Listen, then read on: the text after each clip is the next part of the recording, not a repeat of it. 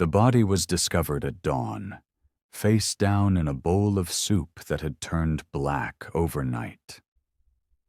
No one in the harbor district of Akwa could explain how the trader, a man who'd survived 3 armed robberies and a building collapse, had died choking on food that tasted, according to witnesses, like ash and smoke. But that wasn't the strangest part. As the morgue attendant lifted the corpse, he found something clutched in the dead man's fist.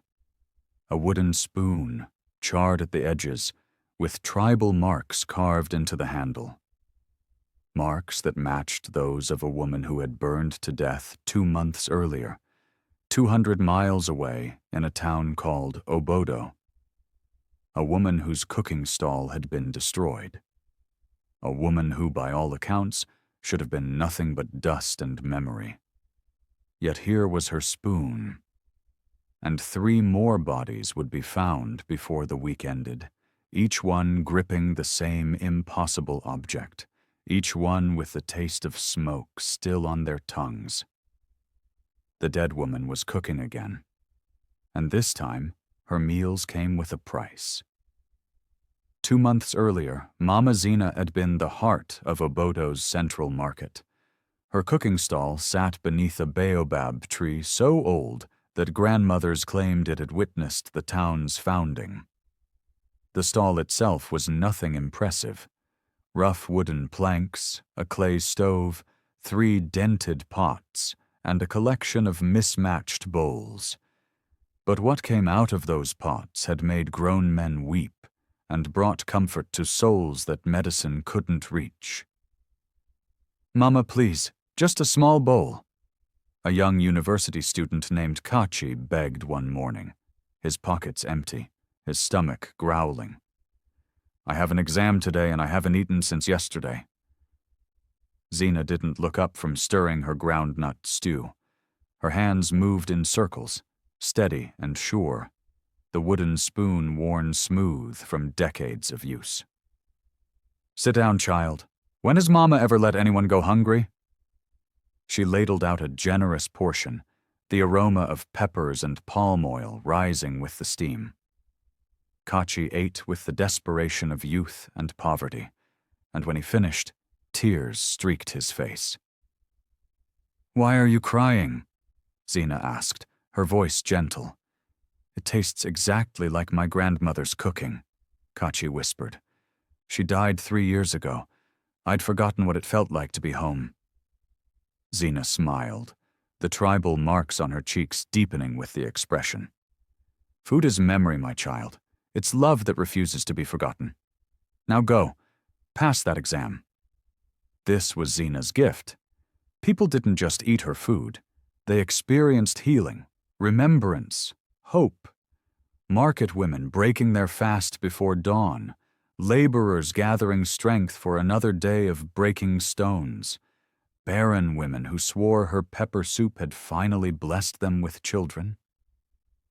Everyone came to Mama Zena's pot, and everyone left changed. But gifts like hers attracted more than gratitude. Across the market, in a modern steel stall with a gas cooker and a printed menu, Chief Woman Obioma watched Zena's morning crowd with eyes that had forgotten how to smile without calculation. Obioma's food was good, technically perfect, properly seasoned, hygienically prepared. But it didn't sing. It didn't heal. It didn't make people return day after day with the loyalty of pilgrims visiting a shrine. "Look at them," Obioma muttered to Sister Ngozi, who ran a rice and beans stall nearby. "Crowding around that old woman like she's performing miracles." "Maybe she is," Ngozi said carefully. "Don't be stupid. There's something unnatural about it. No one's cooking is that good without help." Obioma's voice dropped lower. "Dark help." Ngozi's eyes widened. "You think she's using medicine? Juju?" "What else could it be? I've been cooking for 15 years. My ingredients cost 3 times what she spends. Yet my customers complain while hers come back singing praises. Obioma's fingers drummed against her steel counter. Something needs to be done. That conversation, held on a Tuesday morning while Zena stirred her pots in blissful ignorance, was the first stone that would eventually become an avalanche. By Wednesday evening, Obioma had called a meeting. 7 women gathered in her compound after the market closed, women whose stalls had suffered as Zena's reputation grew, women whose envy had curdled into something darker. "We all know why we're here," Obioma began, her voice low despite the privacy of her walled courtyard. "That woman is destroying our businesses." "She charges almost nothing," Mama Chica complained, her jewelry clicking as she gestured. "How am I supposed to compete with someone who practically gives food away?" "Because she doesn't need money." Auntie Blessing leaned forward, her voice taking on the conspiratorial tone of someone about to share a delicious piece of gossip. "My cousin's husband's sister saw her one night, walking toward the forest with a calabash covered in red cloth. You know what that means." "Witchcraft," Queen Mother Rashida said flatly. "She's been there to see a native doctor. That's how she keeps them coming back. She's collecting their destinies in that pot." The youngest of them, Adesuwa, shifted uncomfortably. "But Mama Zena has been kind to all of us. When my mother was sick, she brought soup every day for a week. She wouldn't accept payment." "That's how they work," Obioma snapped. "They gain your trust first, make you indebted, then they own you." She looked around the circle of faces, seeing her own frustration reflected back. "We need to drive her out, for the good of the market, for the safety of Obodo." "How?" Sister Ngozi asked.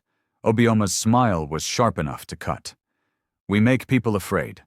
Fear is stronger than love, always has been." The campaign began subtly. A word here, a rumor there. Sister Ngozi, who attended 3 churches and was considered a moral authority, began sighing heavily whenever Zena's name came up. "I'm not one to gossip," she'd say, "but have you noticed how people who eat her food become almost addicted? That's not natural. That's not God's work." That same week, 3 customers fell violently ill within hours of eating Zena's food.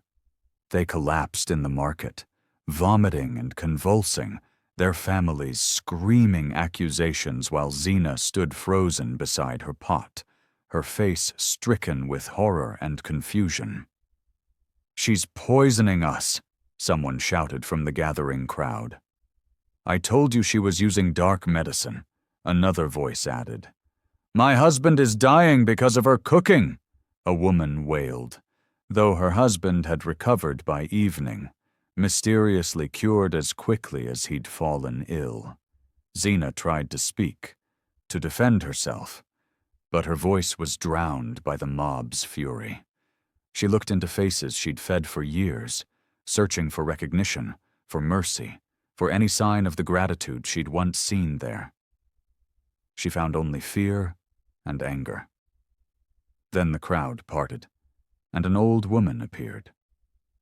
She was dressed entirely in white, her face hidden beneath a head wrap, her feet bare despite the hot dirt. She moved through the market with the silence of smoke, pointing one gnarled finger directly at Zena before vanishing into the press of bodies as mysteriously as she'd come. "Did you see that?" Voices whispered. "A spirit came, a spirit pointed at her. It's a sign. She's marked." That night, Zena couldn't sleep. She sat in her small kitchen behind her house, staring at her cooking pot. The same pot her grandmother had used, passed down through 3 generations of women who'd fed their communities with love. The pot seemed to stare back, its blackened surface holding the memory of 1,000 meals, 1,000 kindnesses. "What's happening to us, old friend?" she whispered to the pot. "Why are they turning against us?" The pot, of course, didn't answer. But somewhere in Obodo, in Obioma's compound, 7 women were celebrating their success. "3 more weeks," Obioma said, raising a glass of palm wine. "3 more weeks of this, and the elders will have no choice but to ban her from the market permanently." They didn't need 3 weeks. They needed 3 days. On Friday morning, Zena discovered her cooking pot filled with ashes instead of the stew she'd prepared the night before. Someone had entered her compound, dumped her food, and filled the pot with what looked like the remains of burnt offerings. The message was clear. Zena stood over the pot, tears streaming down her face, her body shaking with rage and grief and helplessness. Amara found her there an hour later, still standing, still staring. "Mama, please, let's just leave Obodo. We can start over somewhere else." "Run?" Zena turned to her daughter, and Amara gasped at the expression on her mother's face. "I've fed this town for 30 years. I've cooked for their weddings, their funerals, their celebrations. I've given soup to their sick children and bread to their hungry elders. And now they want me to run? They're going to hurt you, Mama, I can feel it." Zena's expression softened slightly. She cupped her daughter's face with hands that smelled of spices and smoke. "Some things are worth standing for, my child. Dignity, truth, love. If I run, I admit their lies have power." But dignity couldn't save her from what came next. The raid happened on Saturday, just as the morning market reached its busiest hour.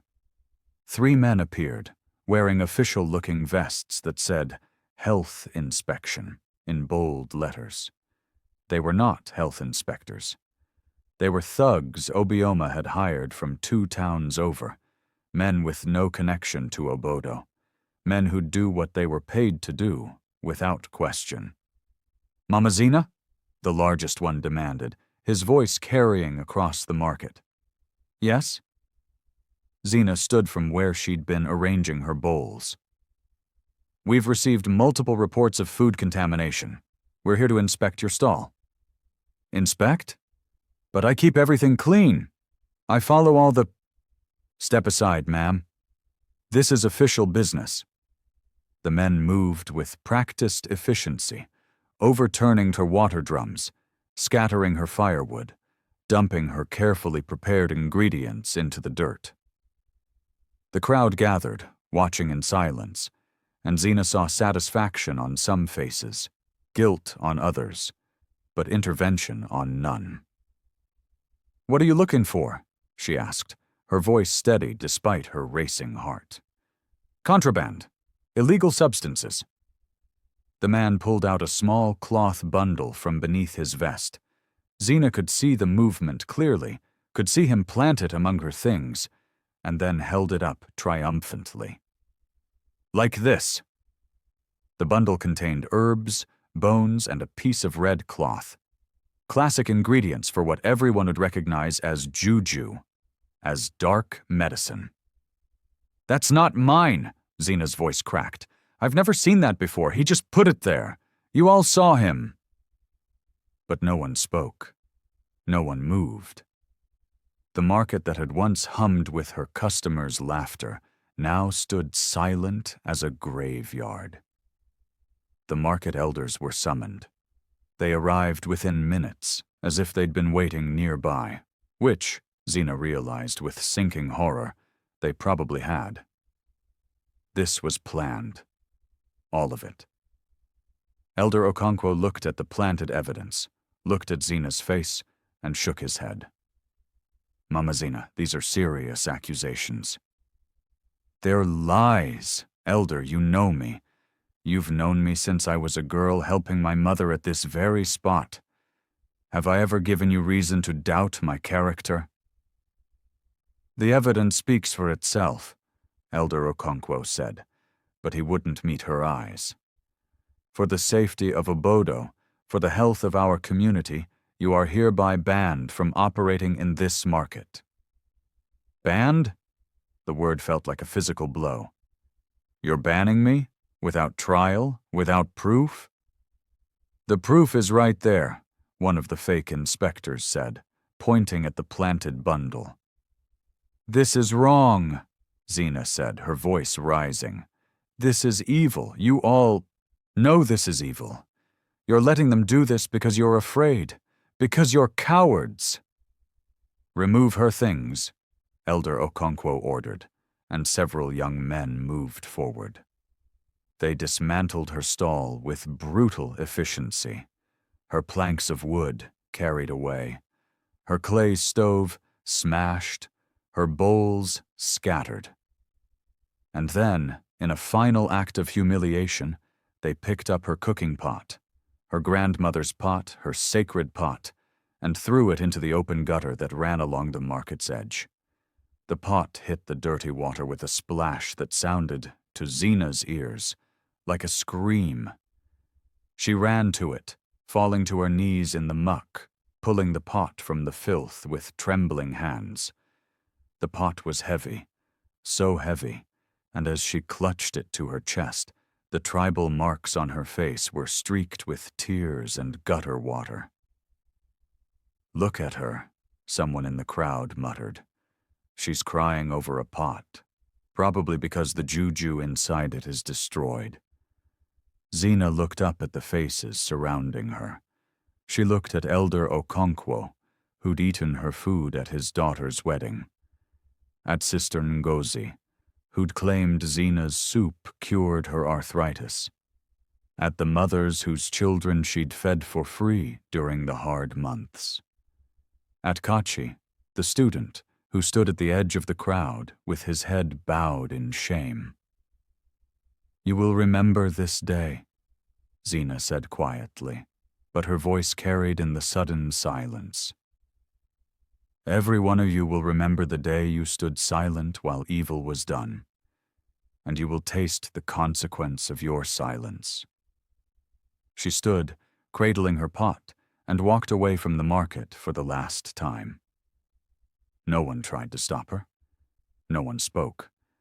They simply watched her go, and if any of them felt guilt, they swallowed it down like bitter medicine. Amara was waiting at home, and when she saw her mother's face, she began to cry. Zena set the pot down with exaggerated care, as if it might shatter despite being cast iron that had survived 3 generations. She said nothing. She simply walked to the back of their small compound, where she kept her outdoor cooking area, and began arranging stones for a fire. "Mama, what are you doing?" Amara asked, following her. "Cooking," Zena replied, her voice flat, emptied of emotion. "But they banned you from the market. Maybe we should wait. Maybe we should—" "They banned me from the market, not from cooking, not from breathing, not from existing." Zena arranged kindling with mechanical precision. "I will cook. It's what I do, it's what I am." But when she tried to light the fire, the wood wouldn't catch. She struck match after match, each one flaring briefly before dying in her trembling fingers. The wood was dry. The arrangement was correct. Everything was as it should be. But the fire refused to come. After the 7th match died, Zena dropped to her knees. The sound that came from her throat was something Amara had never heard before.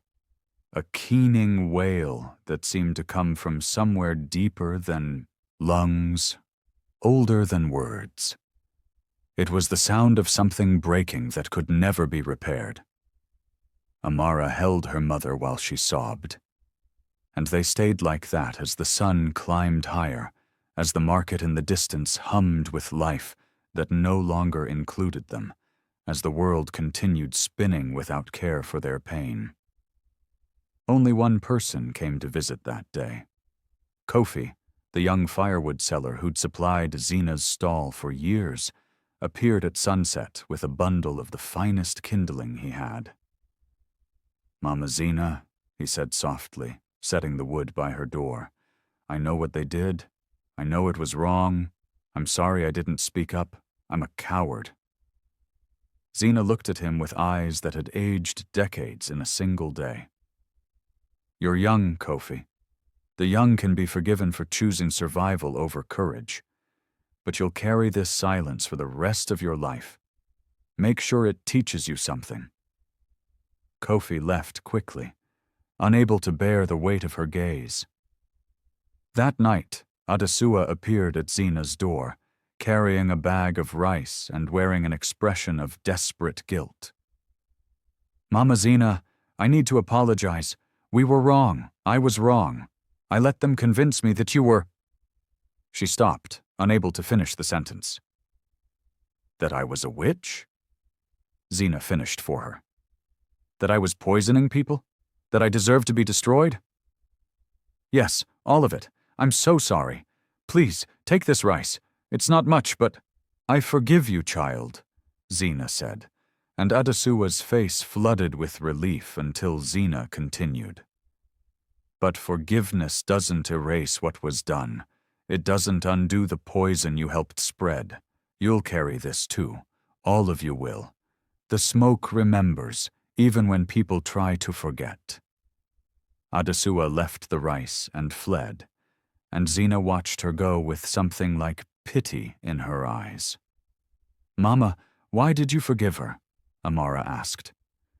"Because unforgiveness is a weight I won't carry anymore," Zena replied. "I'm tired, daughter. So very tired." 3 days later, Zena finally managed to light a fire. She cooked a simple stew, just for herself and Amara, but it tasted like ash in her mouth. The joy was gone. The magic, whatever it had been, was broken. She was just a woman with a pot now, going through the motions of something that had once been sacred. She went to bed early that night, exhausted by grief, and didn't hear the 3 figures approaching her compound in the darkness. They moved with the stealth of those who'd done this before, faces covered, carrying a jerry can of kerosene. Obioma had paid them well for the arson at Zena's stall. Now she'd paid them double to finish what they'd started. The first splash of kerosene hit Zena's outdoor kitchen. The second doused the wooden supports of the small structure. The third traced a path toward the main house. Zena woke to the smell. Her eyes snapped open in the darkness, her body going rigid with recognition. She'd smelled kerosene being poured before, years ago, when a jealous neighbor had tried to burn her grandmother's house. The smell was unmistakable, was a scream of danger that needed no translation. She leaped from her sleeping mat and ran to Amara's room. "Wake up! Fire! Get out now!" But when they reached the back door, flames were already climbing the wooden frame. The front entrance was their only option, but smoke was beginning to fill the small house, thick and black and suffocating. "Mama, I'm scared," Amara coughed. "Out the front, run to Kofi's house. Go now!" Zena pushed her daughter toward the exit, and Amara stumbled into the night, screaming for help. But Zena turned back. Through the smoke and growing flames, she could see her outdoor kitchen, could see her cooking pot sitting where she'd left it after that evening's meal. The pot that had been her grandmother's. The pot that held 3 generations of love and memory and purpose. She couldn't leave it. She wouldn't. Zena ran into the flames. The heat was instantaneous and overwhelming, a physical force that seemed to have hands, seemed to want to push her back, push her down, push her into nothing. She covered her face with her wrapper and pushed forward, her eyes streaming, her lungs burning with each breath of poisoned air. Her hands found the pot's handles. They were already hot enough to sear her palms, but she gripped them anyway, gripped them with all the strength left in her body. "You won't take this from me," she gasped through the smoke. "You won't take everything." She turned to carry the pot to safety, but a beam fell from the roof, blocking her path. She tried another direction. More flames. Another. The wall was an inferno. The fire had moved faster than she'd calculated, had cut off every escape while she'd been rescuing a piece of iron that couldn't love her back. Zena stood in the center of her burning kitchen, clutching her pot, and understood that she was going to die. "Amara," she whispered, and hoped her daughter was far enough away, safe enough, alive enough to carry on without her. The smoke grew thicker. Her lungs refused to draw breath. Her legs buckled and she fell, still holding the pot against her chest like a shield, like a child, like the most precious thing in the world.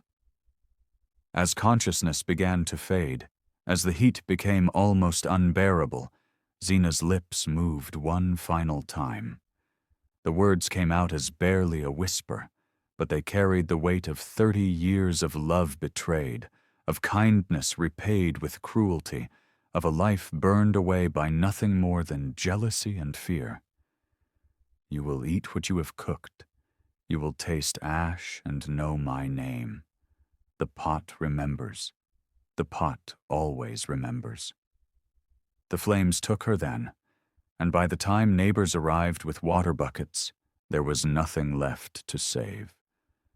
The fire burned until dawn, and when it finally died, all that remained of Mama Zena's life was a circle of ash, some blackened wood, and miraculously, impossibly, a cooking pot that sat untouched by the flames, as black and solid as the day it had been forged. Amara tried to approach it, but Kofi held her back. "Don't touch it, small sister. Can't you see? The fire burned everything. Everything except that pot. That's not natural." The funeral 3 days later was sparsely attended. Elder Okonkwo came, looking older and grayer than he had the week before.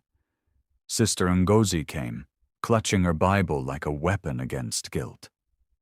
A few of Zena's old customers came, weeping quietly in the back. Obioma didn't come. None of the 7 women came, though Adesua sent flowers with a note that said simply, "I'm sorry." They buried what little remained of Zena beside her grandmother, and Amara stood over the grave with dry eyes and a heart that felt like stone. "They killed you, Mama," she whispered when everyone else had left. "They killed you, and they'll never face justice for it." But she was wrong about that. Justice was coming. It just wouldn't look like anything the law recognized. 6 weeks after Zena's death, Amara moved to Akwa. She couldn't stay in Obodo, couldn't walk past the market where her mother had been humiliated, couldn't sleep in the town where her mother had burned. She found work as a house girl for a wealthy family near the harbor, saved her money, and tried to build a life from the ashes of the old one. She'd been in Akwa for 2 weeks when she first heard the rumors about Mama Midnight. Auntie Blessing, whose tongue was faster than her brain, spread stories about strange lights seen near Zena's home at night. "Candles arranged in patterns," she whispered to anyone who'd listen. "And chanting. My neighbor heard chanting."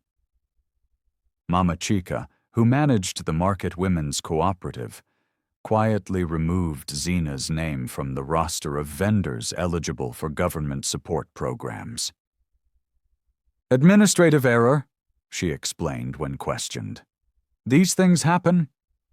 Within 3 weeks, the whispers had grown into open accusations. Customers who'd eaten at Zena's stall for years began to hesitate. Some stopped coming altogether. Others came but looked guilty, glancing around as if afraid to be seen. Zena noticed. How could she not? But she said nothing. She simply continued cooking, her hands steady, her pot faithful, even as the market turned cold around her. Then the sabotage began. One morning, Zena arrived to find her water drums cracked, precious, clean water seeping into the dirt. The next day, her firewood was damp, despite being stored under cover. Damp in a way that suggested someone had poured water over it during the night. Her salt turned bitter. Her palm oil developed an acrid smell. "Mama, what's happening?" her daughter Amara asked, watching her mother struggle to light a fire that refused to catch. Amara was 17, quiet and observant, studying for her final school exams while helping at the stall each morning. "Nothing we can't handle, daughter," Zena said, but her hands trembled slightly as she coaxed the reluctant flames. The stories spread through Akwa's harbor district like fever, whispered between dock workers and street vendors, passed along by taxi drivers and market women. A mysterious food stall had appeared overnight beneath a cashew tree. Everyone swore had been dead for 5 years. The tree now bloomed with leaves that shouldn't exist in this season, and beneath it, a woman cooked from exactly 7:30 in the evening until 10:30 at night, never a minute earlier or later. "She doesn't speak," a fisherman told Amara one morning while she swept the compound. "Just points at the food, you pay, you eat, you leave. But her cooking, eh? I've never tasted anything like it in my life."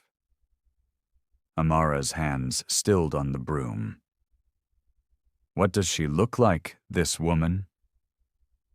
"Can't really see her face, always covered by steam from the pot. But she's big, strong-looking, moves like she's been cooking for 100 years. The fisherman paused. "There's a sign at her stall, hand-painted. It says something strange. 'The innocent will eat and go. The guilty will eat and know.'" The broom fell from Amara's hands. That evening, she told her employers she was feeling ill and left the house as soon as darkness fell.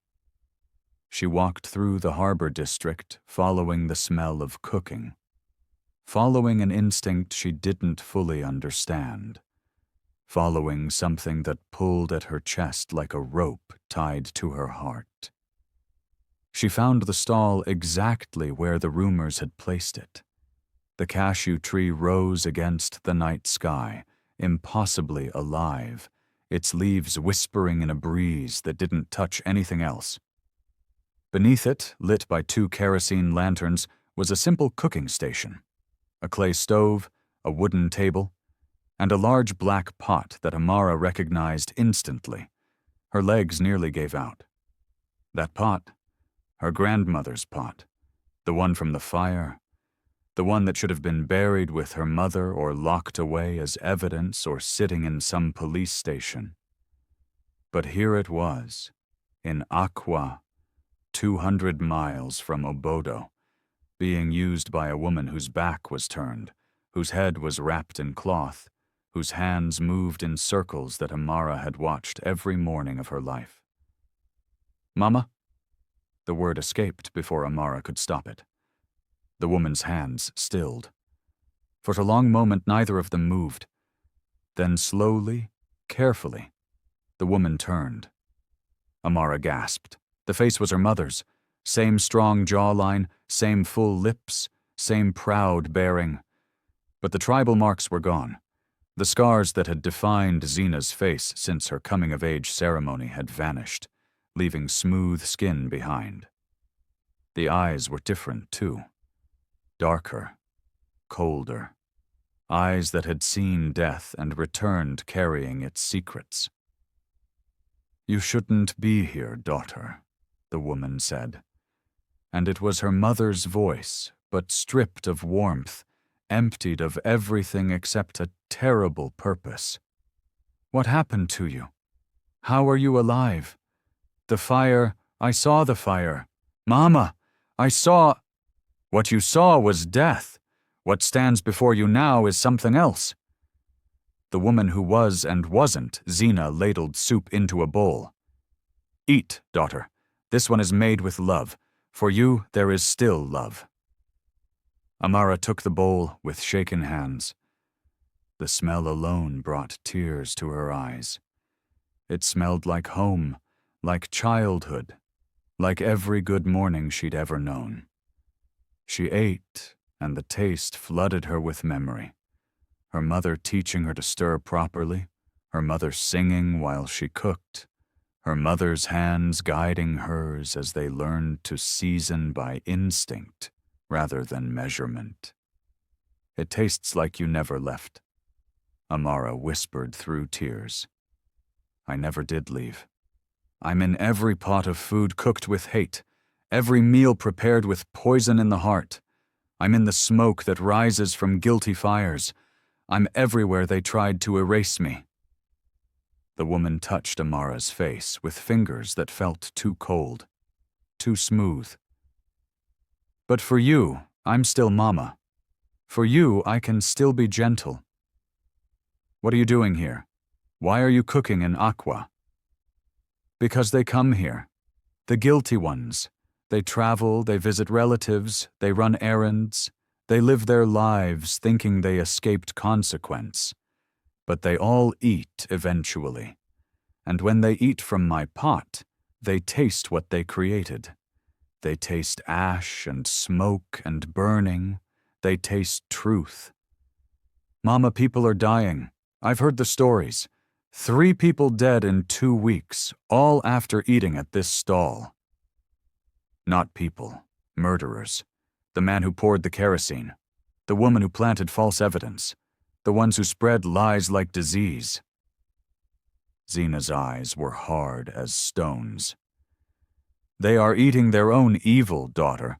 I'm just serving it back to them." "This isn't justice, Mama. This is revenge." "There's no difference when the law refuses to act, when the community protects killers and shames the dead, when silence is rewarded and speaking truth is punished." Zena turned back to her pot. "Go home, Amara. Forget you saw me. Live your life. Let me finish my work." "I can't just leave you here like this." "I'm not asking permission, child. I'm already gone. What you see is just smoke taking shape, just fire that learned to cook one last meal. When my work is done, I'll fade. But until then, the pot remembers." She stirred the contents of the pot, and steam rose between them like a wall. "Tell Obodo, if you go back, tell them Mama Zena kept her promise. Tell them the smoke never forgets." Amara wanted to argue, wanted to grab her mother's hand and pull her away from this stall, this pot, this terrible mission. But when she reached out, her fingers passed through smoke. The woman before her flickered like a candle flame, solid one moment and translucent the next. "You're not really here, are you?" "I'm exactly as here as I need to be." Zena smiled, and for just a second, the warmth returned to her eyes. "Be good, my daughter. Cook with love. Never let bitterness poison your pot. That's my last wish for you." The steam grew thicker, and when it cleared, Amara stood alone. The stall was empty. The pot sat cold on the stove. The sign remained, but the woman was gone. Amara walked home in a daze, her mind struggling to process what she'd seen, what she'd tasted, what it meant. Her mother was dead. Her mother was alive. Her mother was something in between, something that cooked and killed and kept promises even death couldn't break. Back in Obodo, the deaths had begun. The trader who'd helped pour the kerosene was the first. He'd come to Akwa on business, seen the food stall, and couldn't resist the smell. He'd eaten a bowl of pepper soup that tasted wrong from the first spoonful, like smoke and ash and burning flesh. He'd stumbled from the stall clutching his throat, insisting he was choking on fire, that his mouth was full of flames. The doctors found nothing. No burns, no obstruction, no physical explanation. But he died anyway, screaming about a woman with marks on her face standing in smoke, asking him why he'd burned her house. The news reached Obodo 3 days later, but no one connected it to Zena. Not yet. Mama Chica was the second. She'd gone to Akwa to visit her sister and had wandered past the food stall on her way back from the market. The smell had drawn her like a hook in her belly. She'd eaten without thinking, and the food had been delicious for exactly 3 seconds before it transformed in her mouth. She tasted guilt. She tasted the lies she'd told. She tasted Zena's tears mixed with gutter water. She'd made it back to her sister's house before collapsing, and she died that night. Her last words a rambling confession about what they'd done to Mama Zena, about how it wasn't her idea, but she'd gone along with it, about how sorry she was, how very sorry. Her sister called Obodo with the news, and that's when the pattern became visible. "2 of us are dead," Adesua said, her voice high with panic as she stood before the remaining members of their conspiracy. They'd gathered in Obioma's compound again, but this time the atmosphere was fear instead of triumph. "Both died in Akwa. Both died after eating at some food stall. This can't be coincidence." "It's not," Obioma said, but her voice lacked its usual confidence. "I sent someone to investigate, to take pictures." She pulled out her phone with trembling fingers and showed them an image. A food stall, a pot, a sign, and barely visible through the steam, a woman's silhouette. Sister Ngozi crossed herself 3 times. "That pot, I know that pot. We all know that pot." "It's impossible," Queen Mother Rashida insisted, but her voice shook. "We buried her. We saw the body." "Did we?" Obioma's question hung in the air like smoke. "Did any of us actually look at what remained after the fire? Or did we just assume?" The silence was answer enough. "She's come back," Adesua whispered. "Mama Zena has come back, and she's killing us." "Don't be ridiculous," Obioma snapped, trying to regain control of the situation, of her own fear. "Dead is dead. This is just some woman who happens to cook in Akwa. The deaths are coincidence, bad luck, nothing more." But 3 days later, Sister Ngozi's husband died. He'd never been to Akwa in his life, but his business partner had brought him food from a stall near the harbor, insisting he try it. The man had eaten half the bowl before the taste changed, before he saw his wife's face in the steam rising from the soup, before he heard a voice that said, "You knew what she did. You knew and you protected her. Now taste what silence costs." He'd confessed everything before he died. Told his children how their mother had helped destroy an innocent woman. Told the neighbors who gathered around his deathbed. Told anyone who would listen, the words pouring out like poison he'd been holding in too long. Sister Ngozi fled Obodo that same night, but everyone already knew. The shame was a living thing that followed her. By the end of the month, 5 of the 7 women were dead or destroyed. Mama Comfort had wasted away from an illness no doctor could diagnose. her body rejecting every food she tried to eat, her last weeks spent smelling smoke that no one else could detect. Queen Mother Rashida had died in her sleep, her mouth open in a silent scream, her hands clutching her throat as if trying to pull away something invisible.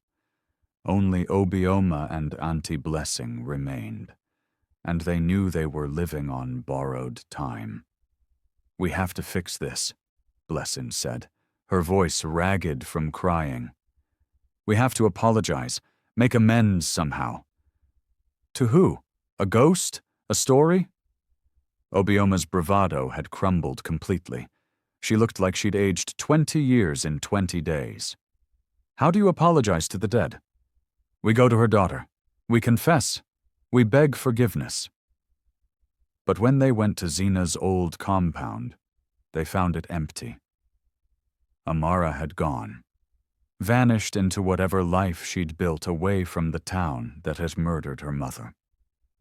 The house stood abandoned, and growing in the yard where Zena's outdoor kitchen had been was a garden of white flowers that shouldn't bloom in this season, that released a scent like cooking spices whenever the wind blew. The elders of Obodo finally took action. They sent 3 men to Akwa to investigate, to find this mysterious food stall and discover the truth. The men found the cashew tree easily enough, found the sign, but the stall was empty, the pot sitting cold and unused, and when they asked locals about the woman who cooked there, they received only shrugs and confused looks. "Mama Midnight? She hasn't been here for 2 weeks. Disappeared the same night some young girl came asking for her. Just gone, like she was never real to begin with." The investigators returned to Obodo with more questions than answers, but their report was clear. Something unnatural was happening. Something that defied explanation. Something that was systematically destroying everyone who'd been involved in Mama Zena's persecution. Elder Okonkwo called a town meeting. The entire market gathered, and for the first time, people spoke openly about what had been done, about the lies, about the planted evidence, about the fire that everyone suspected was arson but no one had investigated, about the guilt that had been sitting in their bellies like stones since the day they'd watched Mama Zena walk away from the market for the last time. "We failed her," Elder Okonkwo said, his voice breaking. "We failed ourselves. We let fear and jealousy turn us into people who could watch evil happen and call it justice. And now we're paying the price." Auntie Blessing stood up, tears streaming down her face. "I spread the lies. I helped destroy her. Everything that's happening now I deserve. We all deserve." "Deserving isn't the point," Kofi said, standing from where he'd been sitting quietly. "The point is learning. The point is making sure this never happens again. The point is honoring her memory by being better than we were." The meeting ended with a decision.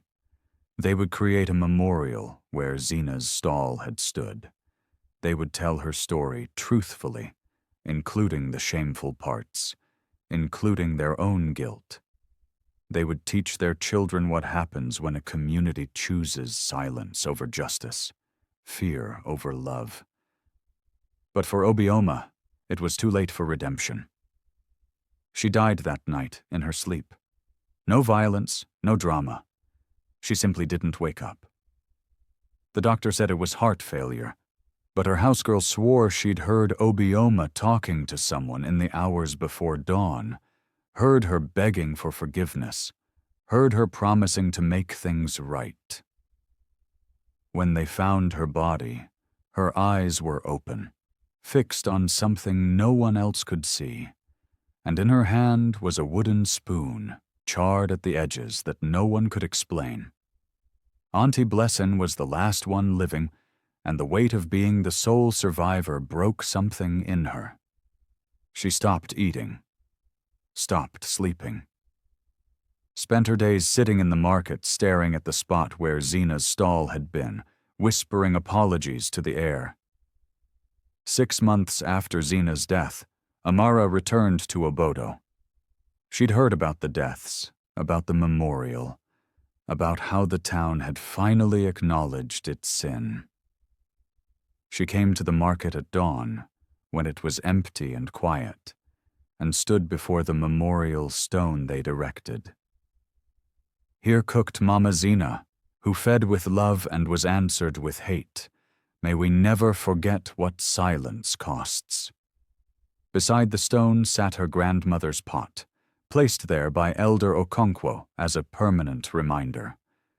Amara touched it gently, and it was warm despite the cool morning air. "Did you get your justice, Mama?" she whispered. "Was it worth it?" The pot gave no answer, but a breeze blew through the market, carrying the scent of cooking spices and something that might have been her mother's laughter or might have been just the wind. Amara returned to Akwa that same day, but before she left, she did something that surprised everyone. She set up a small cooking station in her mother's old spot, just for one morning.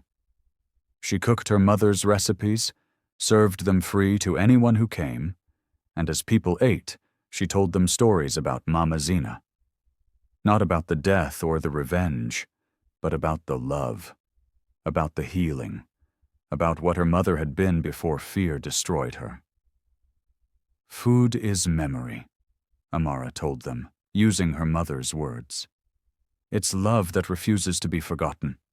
My mother taught me that.